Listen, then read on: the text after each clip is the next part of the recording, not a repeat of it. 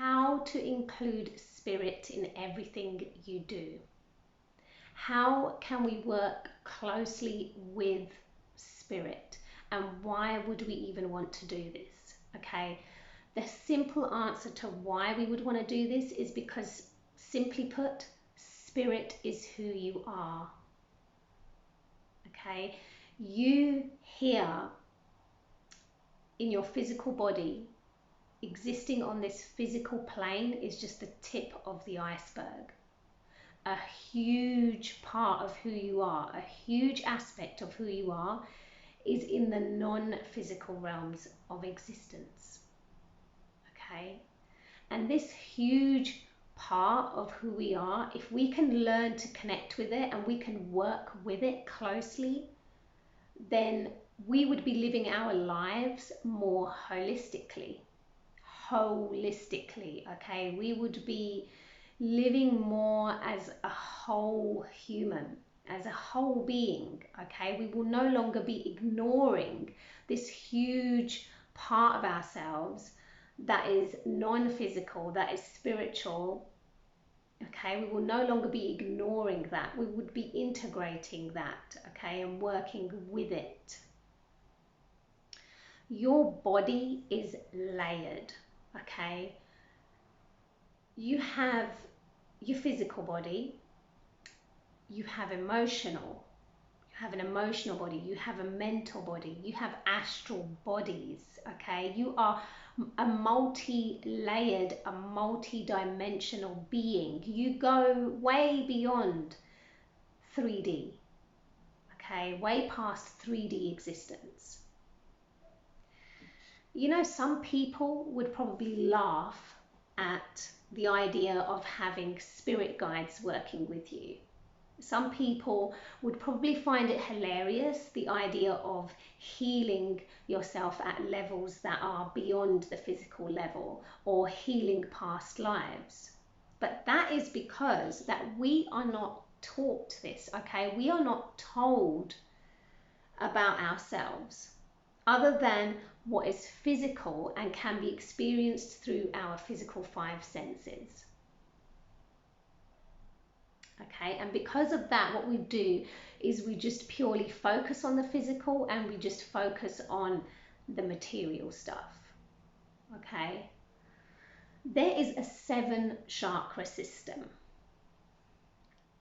So your first 3 chakras, which are the root, the sacral, and the solar plexus, these are rooted to the physical plane. Okay, there are aspects of your life here that correspond to each one of those first 3 chakras. So it's your survival needs, it's procreation, it's the action that you take in this world, your physical health, your physical relationships here. It's all of that, okay? All of that is your first 3 chakras. And then you have the heart, okay? Now there is a reason why the heart is here in the center, the heart chakra. And then above the heart chakra, you have the throat, the brow, and the crown. So the upper 3 centers are more anchored in the non-physical, in the spiritual realms. So you've got the first 3, which are focused in the material, and you've got the 3 that are above that are more focused in the spiritual, with the heart being in the center. Okay, the heart is in the center because the heart is the bridge. The heart is the bridge between the lower centers and the higher centers. Most people here focus on the aspects of their lives that correspond with the first 3 chakras. Okay, most people are focused on the material world and everything that can be experienced physically. Okay, so most people are actually disconnected from the heart. And this is because as a society, for a long time now, we have placed a lot more importance and a lot more emphasis on the mind and on what the mind can do. So a lot of us are just busy living in our mental bodies, okay? A lot of our decision making is based upon the subconscious mind, okay? Our belief systems, our programs, and our conditioning.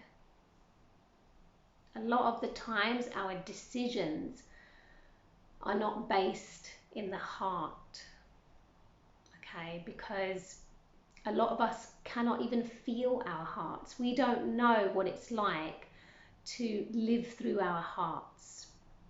So this is something that I've actually heard some spiritual teachers say, that currently we are actually living in the age of the heart, that this is where we should be focusing our attention now, is on opening our hearts more and developing the heart chakra.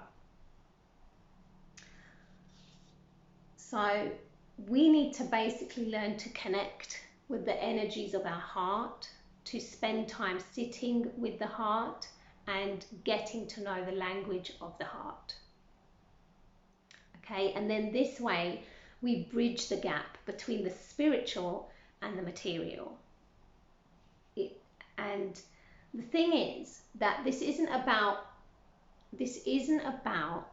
escaping the material and just focusing on the spiritual, okay? It's about closing the gap between the two. It's about integrating the two. It's about working together, okay? It's about co-creating. You've probably heard of this term, co-creating. Well, the co in co-creation is the divine, okay? This is the infinite. This is spirit, God, the universe. Okay, these are the higher forces that we're meant to be working with. We're not here to try and figure everything out on our own. We're not here to try and, do everything ourselves, control everything. In fact, often when we do that is when we run into problems. So we want to strengthen the connection with the higher aspects of who we are, and that way we can create a clear line of communication then with our higher self, and we can work more closely with our higher self or our spirit guides. So we want to really be open to allowing our lives, okay, to be directed, to be guided by these higher forces, because these higher forces are a part of us. They are not something that are separate from us. They're not something that we need to be afraid of, okay? That if we let them take over our lives, that we're going to be miserable. It's who we are. So we have to start by acknowledging, first of all, that spirit exists in everything, okay? Spirit is not separate from us. It's in us. The soul inhabits the physical body, okay? This physical vessel is the expression, okay, of the soul. The soul expresses itself through us. Spirit is contained in matter. So everything around us, you have to start acknowledging spirit in everything, okay, in everything around us. So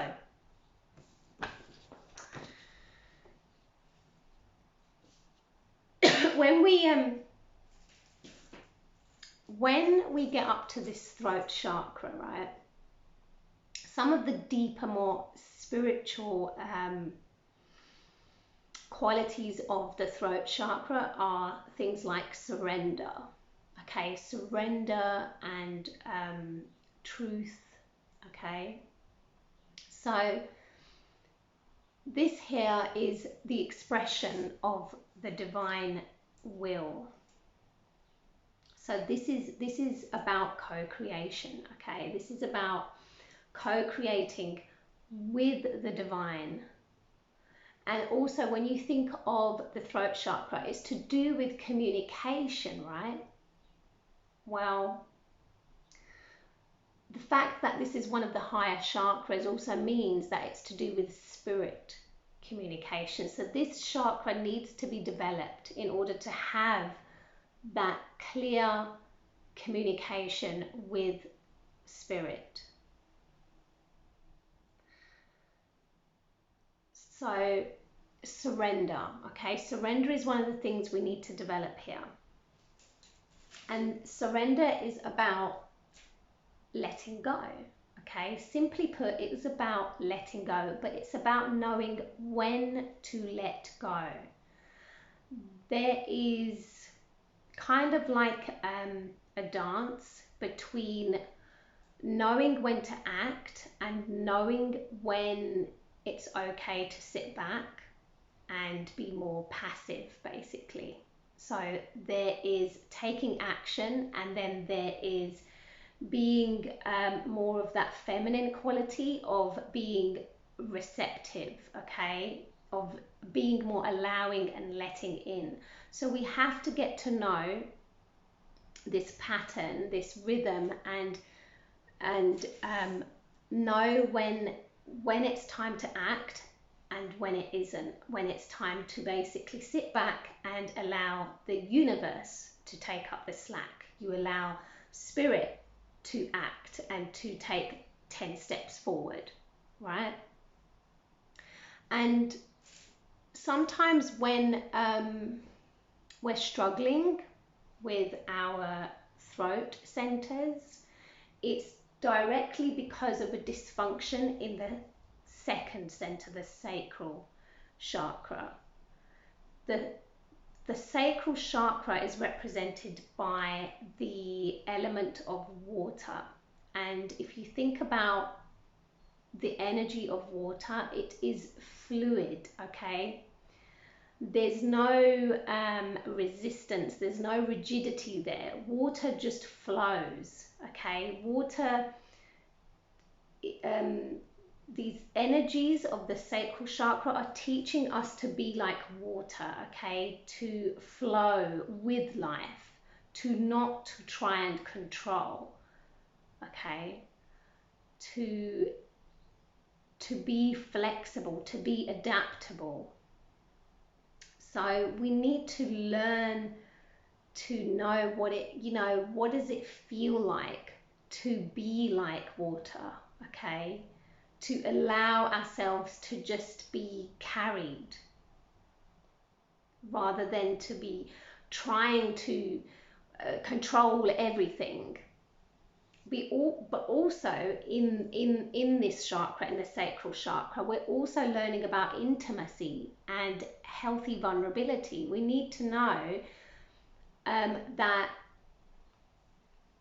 basically there is a balance between having healthy boundaries and then also having boundaries that are not so thick where you don't let anything in. You need to be able to let people in. You need to be able to let life in, okay?